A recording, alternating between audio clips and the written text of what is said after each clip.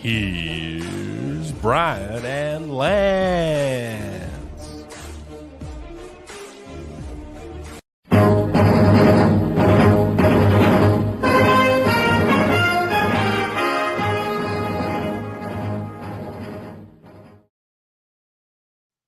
All right.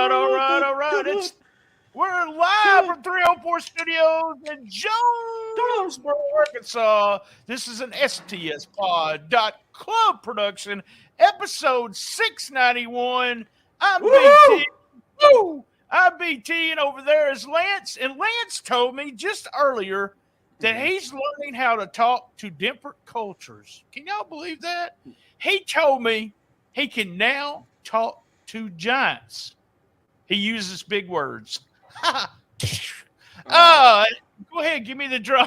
Give me the cymbal thing. You got the drumsticks. All right, thank you. I appreciate it. He's from Chicago, the home of the best damn pizza in the world. He's a snark of excellence, my partner in crime, your friend and mine, Lance Levine. How the hell are you, Lance? I'm your friend. I don't know about the rest of them, but I'll try to be. I'll try to talk to them. He said, fuck y'all. He don't care.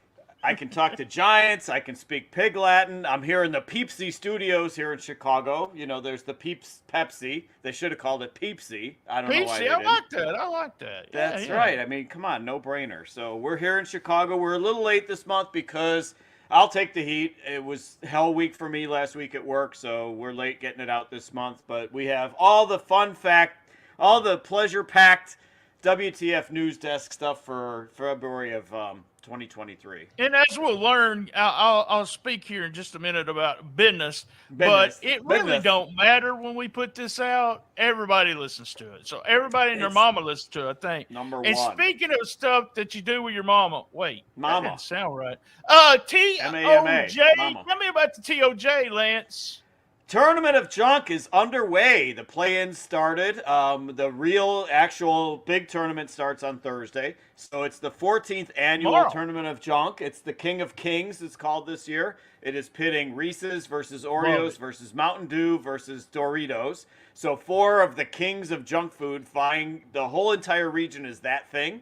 And then it's going to come down to the top 4 of those things facing off in the finals. So, as always, somebody's going to get drawn. One random voter is going to get drawn at random to get a $50 prize package of junk food. You can vote on my Twitter at ChocolatierLL, on Facebook, Lance Levine.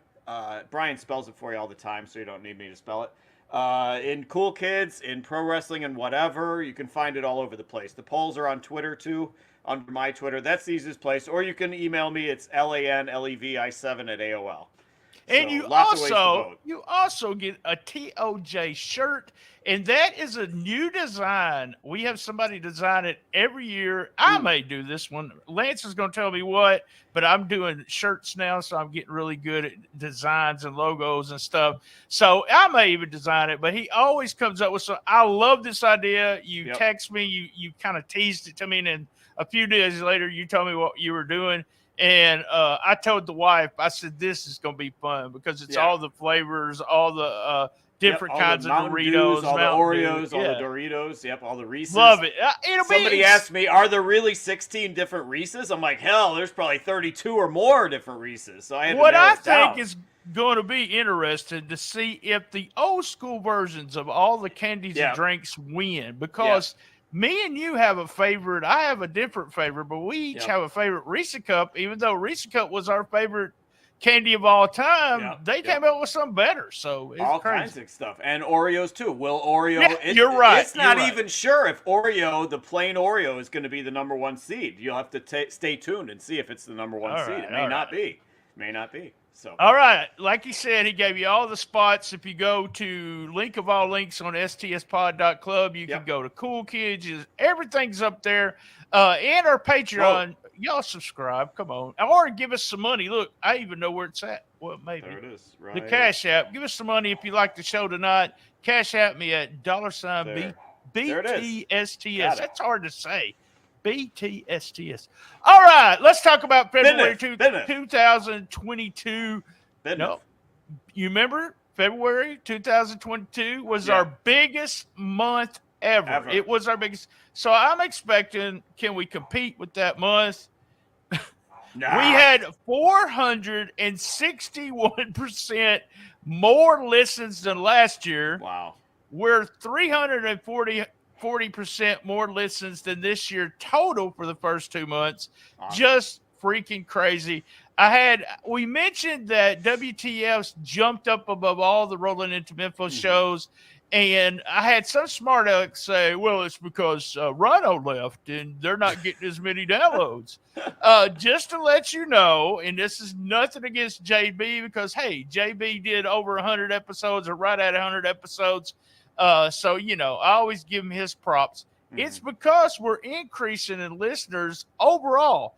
Actually, the Rolling Into Mempo had more downloads in February than it's ever had. So, and it's just me. So I'm still looking for a co-host, but I'm real picky on this. So the top 3 episodes and this is above all, not we didn't pick them out. They're actually above the Rolling Into Mempo episodes. Number 3, Cassette Wrestling News with Dutch Mantell from 1994. And you'll like this. Number 2, that was episode 680. Episode 684, The Record Store, the White Zombie version. And number 1, 682 at WTF News Desk. As always, is the number 1 show. Remember, we do Shiznit Minute every day, and that's got us a lot of listeners. I have not missed a day yet. And Lance, I'll shut the hell up. You need a theme song. You need a theme song for the Shiznit Minute theme song? That's right. And my favorite part is when you barely get in La Mama at the end. La Mama, it's like one syllable, one long word. La Mama. We need to put that on this shirt. La Mama. With just one real. Yeah. All right, I'm gonna shut up. We're gonna do it. Get us started. Get us started, brother.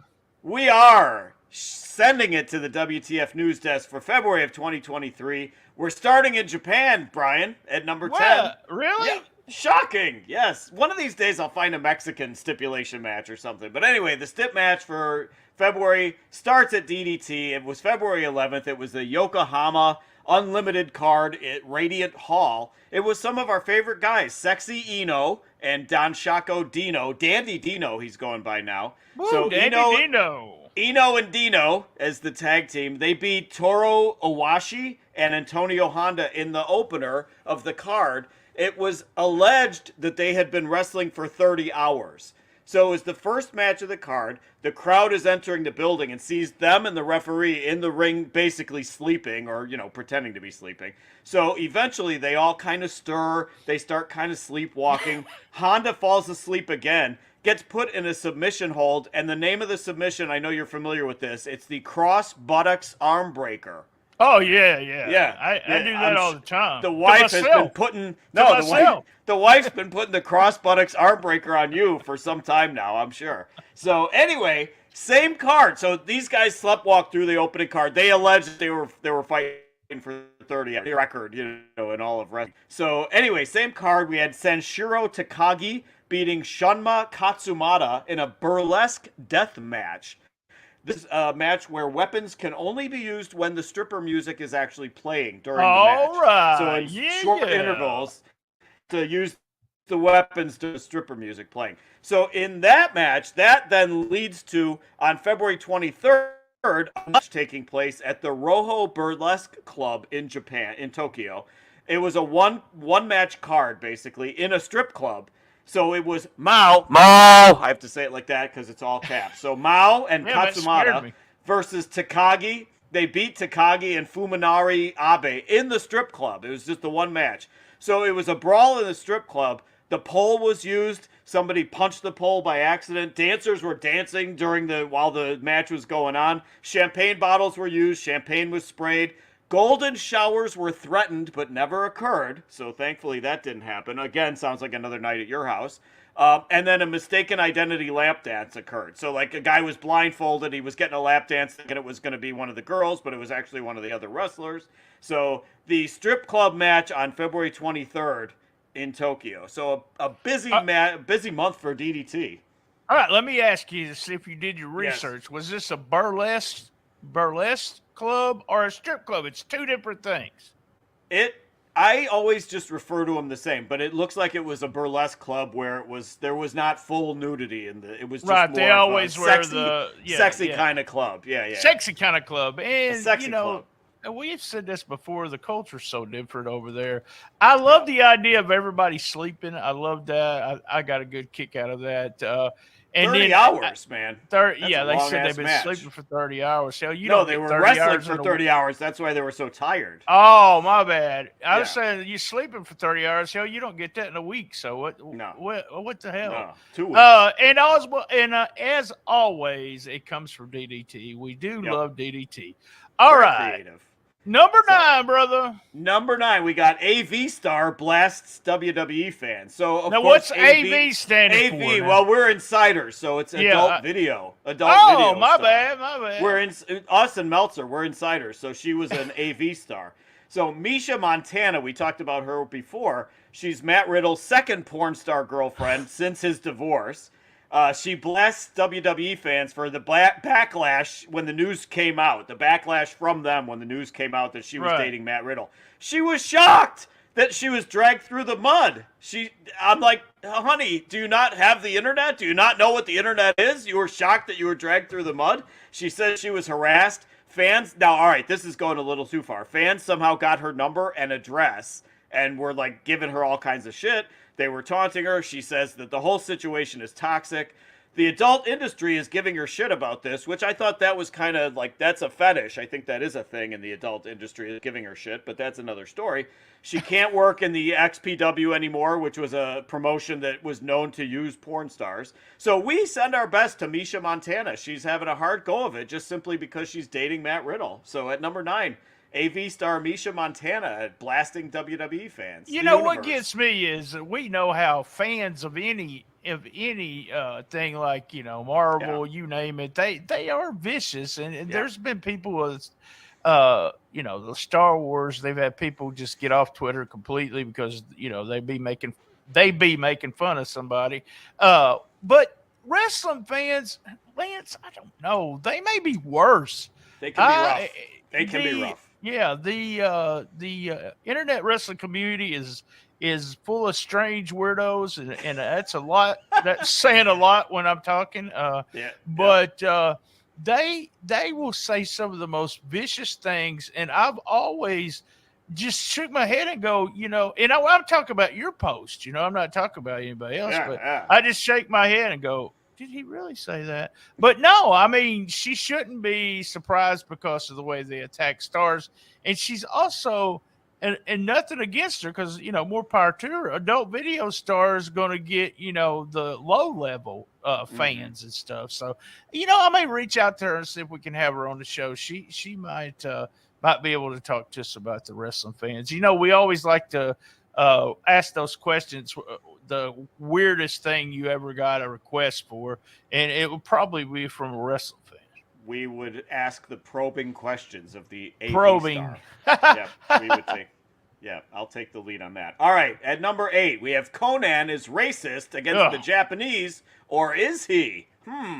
So we've got that Wonderkind in AEW. I can never pronounce his name right. I can, though. So I'm going to send it over to our cub reporter BT on this one. So who is the guy in AEW that Conan was ripping on? Yeah, and I always pronounce it correctly. Right. There we go. One of my picks for Rising Star, and go ahead and tell us what Conan said. Okay, so Takeshita, I have a hard time with that. Takeshita, so me. He does a frog splash February 8th against MJF on that match on AEW on Dynamite. He did a frog splash against MJF, complete with Eddie Guerrero mannerisms. And then Conan goes on his podcast and says he should, quote, stick to his race. You are not a Mexican, dude. So he takes a little bit of heat. He backpedals from that later, and he says it was just a joke. Everybody does a frog splash. You can't imagine that I would get pissed about a frog splash. Everybody does it. And the joke is on us for getting upset and taking him seriously. So he said it. I don't know. We might have to ask our friend Joe Feeney if he really meant it or what was the deal there. But he said, stick to your race. You're not Mexican. So we think Conan might be racist. I'm not sure. at number 8. I thought it was. I love Conan, you know I do, and but that I just thought that was a little off. I'm also just tired of everyone doing that. I mean, you don't have to do that when you do a frog splash. Doing the You know, if Ray, if Ray yeah. and his son did it, I would be okay. But every Mexican, even the low level Mexicans do it. If you're on TV, it's okay for you to do that. I just hate it. Are you saying Takeshita is a low-level Mexican? No, he's not Mexican, Lance. He's Japanese. Right. I always struggle with that guy. Yeah, right. He's a good-looking man, according to you. He is. So he needs to maybe get a win once in a while, but that's a whole nother story. All right, at number 7, we have our UFC. What are you looking at? We have our UFC news desk. We got the Mark Hunt lawsuit. We got a Conor update, and we got wardrobe malfunctions in UFC. So we'll start with Mark Hunt. Mark Hunt is suing UFC for allowing Brock Lesnar to face him at UFC 200, knowing that Brock was juiced. So UFC, in their infinite wisdom, they want the lawsuit thrown out on the grounds of it was not uncommon for fighters to fail drug tests back then, and that Hunt agreed to wrestle or to fight Brock Lesnar, and that Brock might be dirty, and that Hunt should have known this. Hunt should have known better. So they're turning it completely around. I'm like, what? So I agree. It's your fault, I agree Mark with Hunt. you. It's your fault for taking him on and knowing that he was juiced, even though he failed the test. The weirdest defense in a lawsuit. I'm with UFC on this. He should have known better? Yeah, he should have. I mean, you just look at Brock Lesnar. Look at how, 90% of the guys, they're getting away with it. So, all right. Speaking of juiced, we have Conor McGregor riding his bike in the country in Ireland. He's in the middle of nowhere riding on some sunny day in Ireland on his bike. Drunk. Doubtful. The driver might have been. But anyway, so driver is blinded by the sun, hits Conor on his bike, destroys the bike, but somehow Conor is okay. So driver apologizes. He's not charged. Conor, if you see Conor, though, I think the reason he wasn't injured is because he looks like fucking vintage Arnold Schwarzenegger these days. He is pumped. This guy, talk about failing a test. Oh. So I love the Joe Rogan comment on it. He says he's jacked on PEDs, and his piss would, quote, burn a hole right through the bottom of that USADA cup. So I love the Rogan comment. But yeah, Conor, man, boy, that guy looks like he is jacked to the gills these days. So, and then finally, we have female fighters Montana De La Rosa and Jessica Andrade have gear issues in February with their official Venom tops. They have boob issues where their boobs are popping out of the tops. They complain that the bras are made poorly and they have to worry about I agree. Those bras during a live fight. So anyway, Jessica Andrade lost to Erin Blanchfield, and here is BT. We have BT to further explain a dramatic read from BT. Our Cub reporter BT is going to read on behalf of Jessica Andrade. She has a rough Brazilian accent anyway, so I think I can't do that Brazilian. So, but here we go. I'm gonna do it with a southern accent. This is what she had to say, guys. This is not an excuse, but when she came for the takedown, I lost focus because when she moved in, she put her shoulder just under my top, and my breast completely slipped out. I lost focus and forgot to counter. All I could think of was my breast. When I used my hand to put my breast back in the top, that's when she was able to take me down. It's all part of the game, though. It's not an excuse. She really had a great game plan. Yeah, pull a titty out. It wasn't on purpose. We have to be ready for everything. I should have been prepared to let my breast be out if it slipped out. I agree. Yeah. It's been shown in so many places before, like at the bar down the street. I shouldn't even been worried about that. Yeah, we agree. You shouldn't worry about your titty falling out if you're trying to win a UFC fight. But, she could have got, with her titty falling out, she should have got best fight no matter what. So yeah. MVP, a fight bonus from Dana White. Yep. So, and for the record, both the girls that complained did lose. Andrade lost and De La Rosa lost by submission too. So maybe they have a legitimate gripe. We'll see. I don't want to see them fighting in like burlap bags, but they should do something to help. I will try to see if I can get one of those bras and see if my titty falls out. All right, it'd be just some research. Oh man, that may be a first where I lost composure. So, all right, at number 6, if I can continue, we have Ty and Sammy getting past TSA. So after that brutal street fight where it was Ty Mello and Anna Jay against, if I remember correctly, it was Willow Nightingale and Ruby Soho. Excellent on match, AEW. by the way. Yeah, Excellent it was a great match, street fight. So after that street fight, Ty and Sammy had to get a red eye to Mexico. They had a match in Mexico that they had to go do for AAA. So Sammy and Ty raced to the airport for their flight. It turns out that Ty has this bad headache on the plane. She thinks that her braids are too tight. So she's trying to take out her braids. And she ends up, it ends up that, what? I never have that problem with my braids. The braid. You braid the beard, right?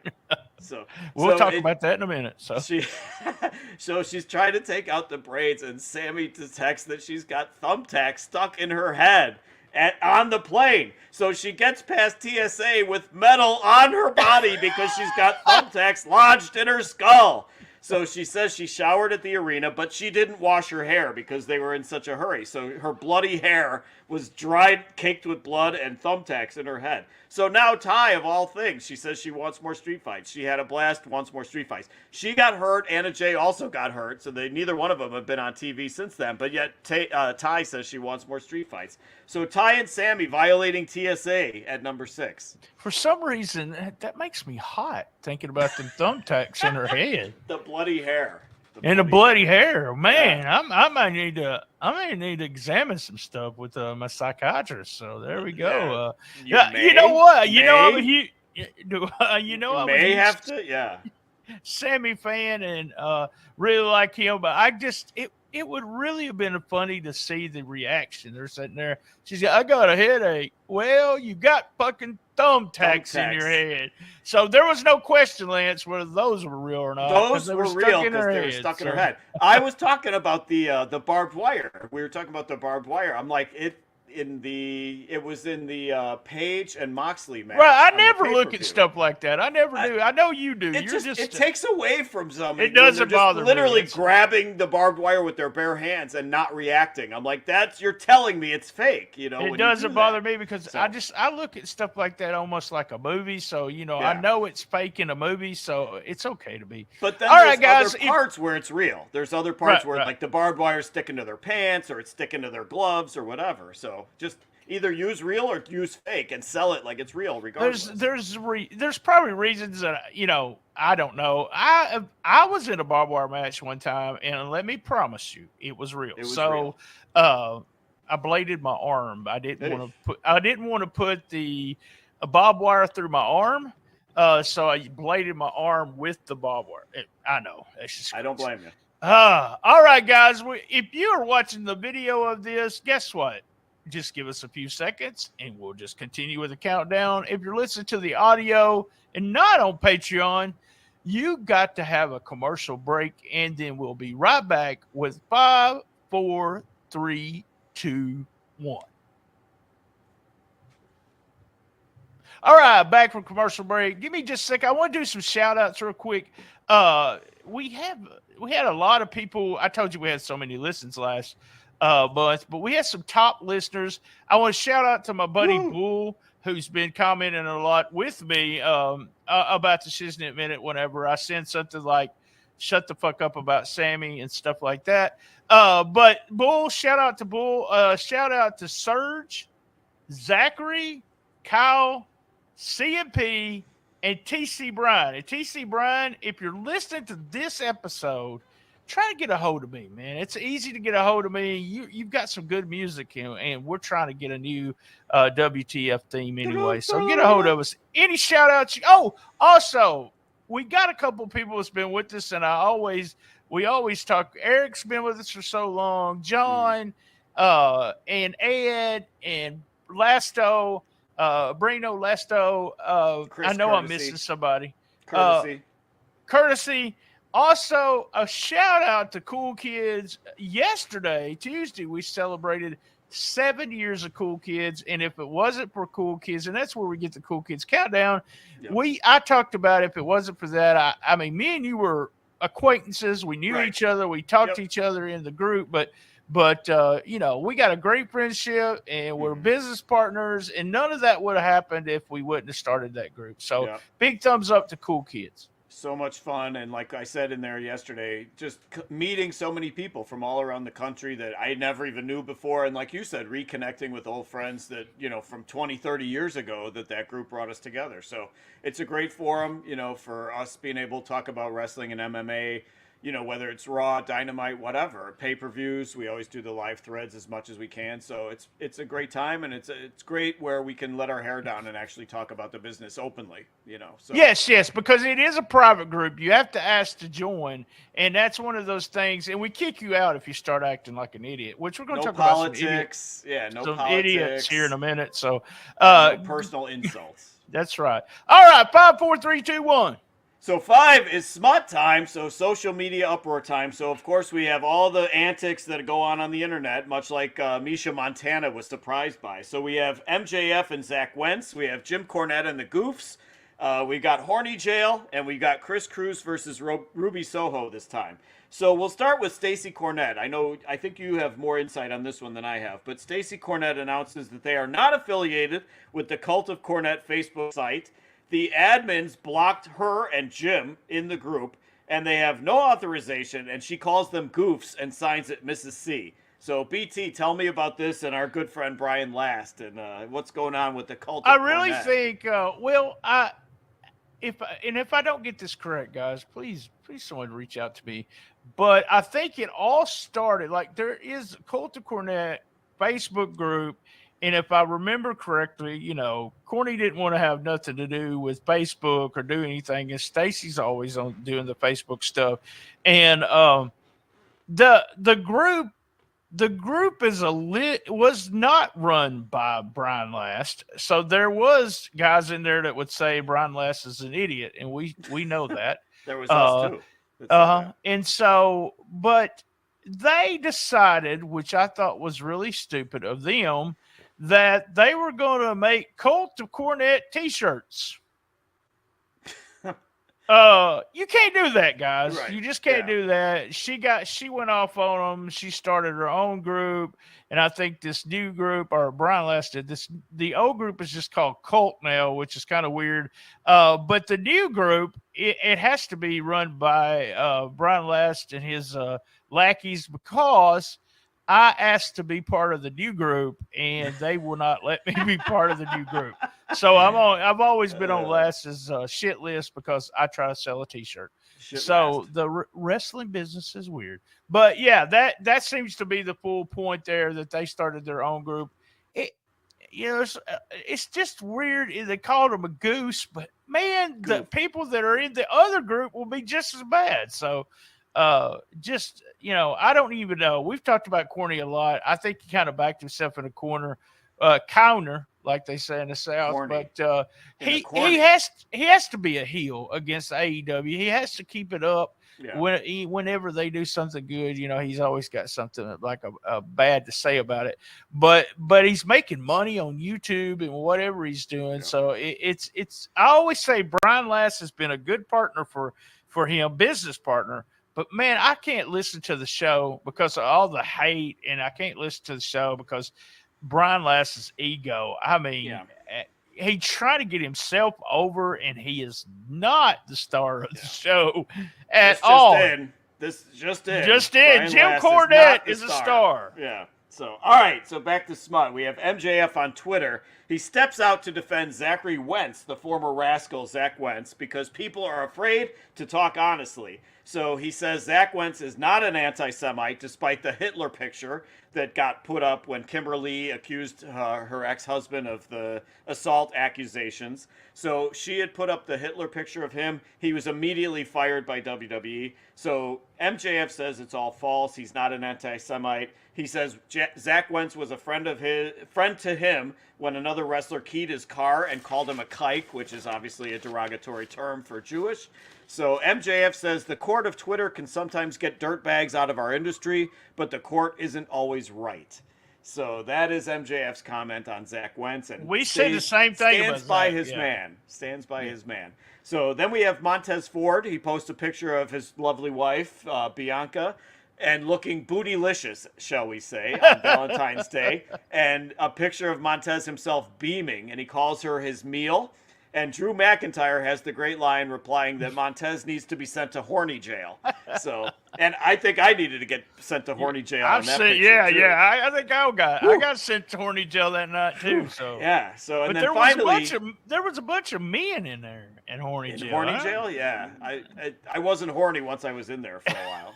Anyway, finally we have Chris Cruz, our old friend Chris Cruz, on Facebook criticizing Ruby Soho for her looks. By the way, hold on really quick. I did message Chris and I said on Facebook, because we've known Chris for a long time. Hey, you want to come on our show, WTF, and talk about it? And he said, "Fuck you." So thank you, Chris. I appreciate it. Thank you, fuck you, bye. So he criticizes Ruby for her piercings and her tattoos, and he wonders if she didn't have any friends that would tell her not to do that because of how it's going to look when she's 50. So I know you have some ink. I have no ink, and ironically, I'm not backing what Chris Cruz said. But I always had the mentality of, well, I don't want to get that because I don't want it to look bad when I'm 80. I always said 80, not 50. But that's the whole reason why I never got any tattoos, because I didn't want it to look like, all shriveled up and gross when I was 80. So that's why I didn't do it. So you're gonna be swiveled. You're gonna be swiveled up and gross anyway at 80. The thing about it with the ink, and I knew you didn't have any, and I've got 3. So not that I. And being a diabetic, I have to be have a diabetes. You have to have your sugar lined out to get a tattoo, and it hadn't been something I've done. But I have 2 or 3 more that's picked, and my friend Stacy she's got a lot of tattoos. I like tattoos. I see nothing wrong with them, and I thought about this when I saw that comment. I think he just pokes the bear sometime. Yeah. But I also think I am tattoos were part of one of my favorite uncle had tattoos. So that was one of those things that I remember, and it was, it was something I was going to do when I did. I've got a scorpion, I've got a Dallas Cowboy star, and I've got a barcode on the back of my neck, right down, so you don't actually see it when I'm wearing a shirt. And the barcode is a tribute. They're all something, but it's a tribute to my dad. He told me one time that we'll have barcodes on our hands and we'll just slide them when we go to the grocery store. That's what his sci-fi self thought that. Actually, we have debit cards. We do that. So he kind of knew what was going to happen, but I made it for him. And so I have 3 that mean something. And I feel that Ruby to me is so attractive. She's one. You know how much I like Ruby Soho. So I love her gimmick. I love the music. I love her work. I've been a fan of hers since I seen her the first time in Freelance. And tattoos does not bother me. The wife does not have a tattoo, but if she wanted to get a bunch, it wouldn't bother me either. So I always thought you had an eggplant tattoo. No eggplant.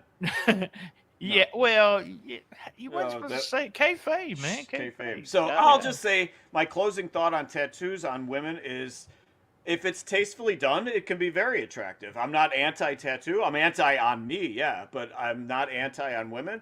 If it's tastefully done and if it's not overdone, like you've seen it's gonna be the Undertaker. Yeah. There's people like the Undertaker that are covered from head to toe. I'm like, all right, that's a bit much. But if it's tastefully done, yeah, it's very attractive. It's addictive, because I got the 3 I got in a really quick pace. It was boom, boom, boom, and it's real. I know this is going to sound weird, but it's a soothing experience. The needle's going in. There's a little bit of pain, but it's the of the ink going in, and it's real soothing. It's like. Okay. And so, yeah, I if I wasn't a diabetic and didn't have to worry about that, I would probably have a lot more. My uncle had one on his arm that was a hula dancer, and he would move his muscles, and it looked like she was dancing. Yeah, I would have one of those just in tribute to him. But yeah, I wondered about that. Would you? So you're a single man, and would you date a girl with a lot of tattoos?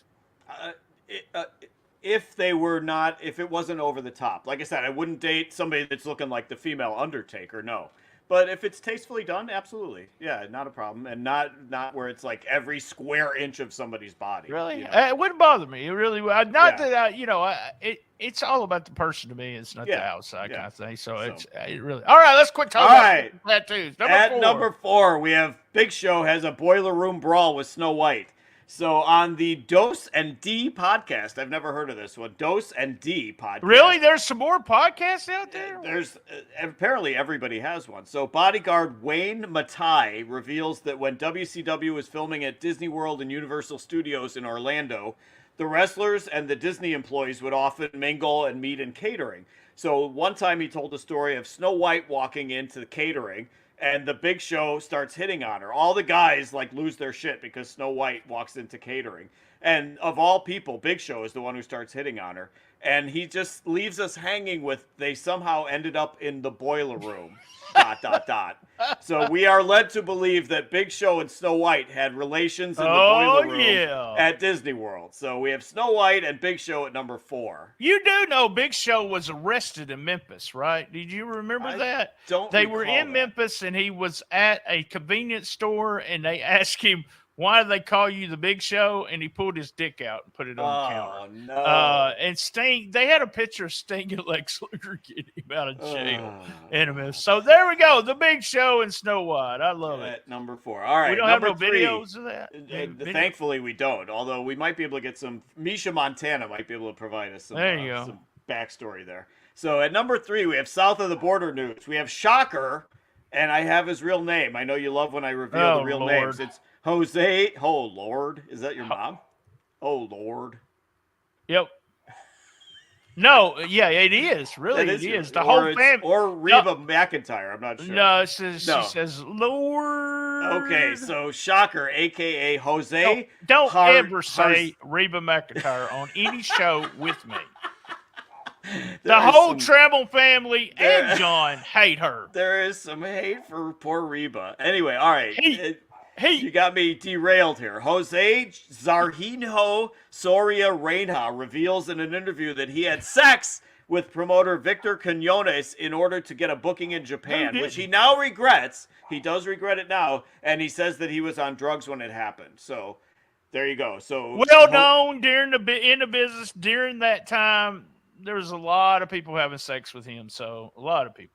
Yeah, male, female. Not a shocker. Not a shocker. No, I think he was gay. Shocker. So. He was Shocker. So it was I think he was gay, the promoter was. So, but there was a lot of guys that the story was a shocker. So, rumors, all right. guys. And then second story out of Mexico, we have Mexican. I'm going to let you comment on this one. Mexican comedian Adrian Marcelo, I think that's his real name. He hosts the WWE YouTube show in Mexico. He gets heat for saying that he would never date an obese woman, and he makes fun of plus-sized models. I'm zipping my lip on this story. I'm not commenting because I know you have a mouthful for this. I'll go back to what I said. It's all about the person, and as you know, in my personal life and the people that know me well, know I like big women. I've always liked big women. So fuck you, whoever your name is. Adrian Marcelo. You know what? Lance has a saying. It's only comedy if it's funny. That's not funny, dude. It's just not funny. We don't care, man. We just don't care. So that's my feelings on it. If a woman is pretty, she's pretty. We'll leave it at that. Just going to stop right there. I believe it. All right. At number 2, we have The Cops Called on MJF. So on the February 8th episode of Dynamite, MJF talks about basically getting head from somebody named Liv. I'm not sure why he picked that name, but Liv, after a high school dance. It's raining out. He's driving. He slams his Camaro phone pole. She's blowing the scenes with her. So when the cops get there, they find that she was driving. So I find it odd. It was a great heel promo. I find it odd that he said the name Liv. It was like everybody's obviously going to think is that Liv Morgan? Is he talking about Liv Morgan? So apparently much of the story was true. Obviously it wasn't Liv Morgan, but much of the story was true except for the switching seats part at the end of it. So the weirdest part about the whole thing is that Western New York and Nassau County are calling the police department to report this story as if it either had just happened or it's a crime that MJF is admitting to. So the police did not comment. They just ignored the fact that wrestling fans were calling the police department to report MJF in this accident hitting the telephone pole, even though he's on TV talking about it at number 2. Just weird from wrestling fans. It's weird. I thought it's not the first time. Channel 5 used to get a lot of people calling in for the cops calling in. There's a famous scene, a famous angle with Jerry Lawler getting run over. There's cops were called, and Eddie and Doug Gilbert were going crazy because they thought they should be arrested. Also, one time on live television, the cops arrived and arrested Billy Travis for child support. Yep, that's on live television. So it happens. The cops are called on various things, and they don't. Even in this day and age, they don't really take wrestling angles serious because it'd be like you calling. I remember my mom telling a story about my aunt that she said one time that my aunt was going to write a letter to one of the soap opera characters to tell her that the guy was cheating on her. That she's going to tell that she's getting cheated on. So yeah, it happens.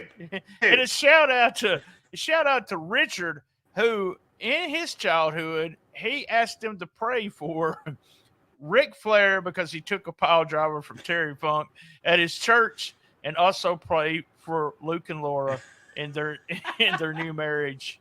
So yes, it happens, guys. All right, number 1. I'm number 1. I don't think I'm gonna be on the same side as you on this one. So let's go. Okay.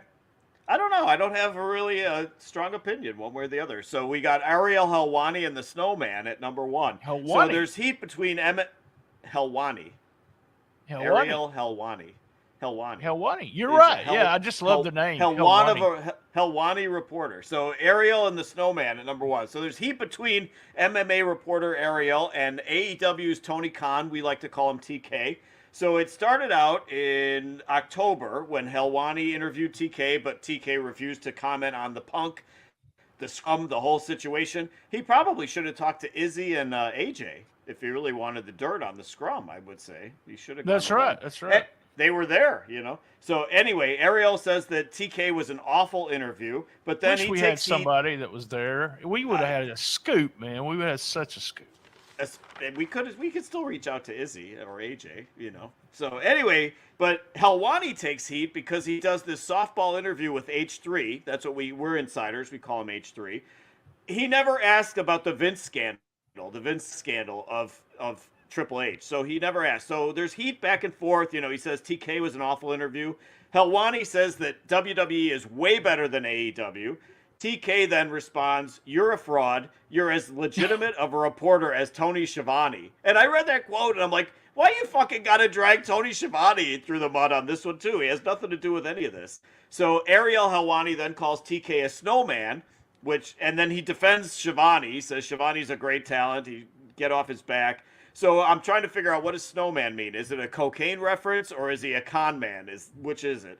So then at the elimination, he all keeps going. Elimination Chamber, Michael Cole introduces Ariel Helwani, who's now working on some capacity with WWE. He introduces him as an unbiased, world-renowned combat sports journalist. Loved it. Taking a shot at TK on that one. And then Corey Graves gets in on the act on the 220 Raw, says that Miz, of all people, Miz is an unbiased journalist, and WWE is rife with those. So just a lot of shit going on back and forth between TK and Ariel Helwani, and the Snowman and Ariel at number 1 this month. What opinion do you have that you think I don't have? Well, I just think, really, I thought TK should just keep his fucking mouth shut. That's what I think he should have done, because he just commented on something. He gets mad because he had a terrible fucking interview. And to me, if I was Triple H, I would say, look, we don't talk about this. And there is many interviews, and you can either be the ass and go ahead and ask the question, and then you have to cut it out because they're not going to answer it, or you just go along with it. Since one time I was a roving reporter. But yeah, the snowman reference is to cocaine. There's all rumors that go on, and if they ever make a book or someone writes a book about AEW when it's over, there's going to be so many stories come out of that. I've heard whole floors of hotels being rented so that we can have parties. And you're talking about a guy like TK who is just a big nerd. I mean, we know that he played on Big Bang Theory, man. He's just a big nerd with a bunch of money. And the way he looks, and I said something about cocaine to somebody, and they was like, he's just excited. He's not on cocaine. He's just excited to be on TV. He's excited to be in wrestling, and that's possible too. I thought that was kind of shitty that he said snowman, but I also thought TK should have just kept his mouth shut. You just can't, if you give somebody like that something like that, then they run with it. And even the WWE, apparently the people backstage were all laughing at TK. So that's Tony Khan, by the way. Kind of like childish, the whole thing. Very to me, yeah. But it's easily number one when it comes to all this fun, stuff. So. Fun for us, but fun. I saw that. I was like, oh yeah. All right, guys, we're gonna stay. If you're on Patreon, you get the honorables. And so if not on Patreon, give us the low tier is $5 a month, and you get all kinds of fun stuff. So as everyone knows, same bat time, same bat channel. This coming Saturday, rolling into Memphis, and also Saturday at one time, brought to you by Manscaped. I will be manscaping my beard. That's right, with the beard hedger. So Thank God he said beard. Thank God he said beard. I'm manscaping my same bad time, same bad channel on the best little wrestling podcast in the business. Be there, and as everyone knows, love my mama. Oh Lord, as everyone knows, I have fun everywhere I go. Lord, we all say that, Mama.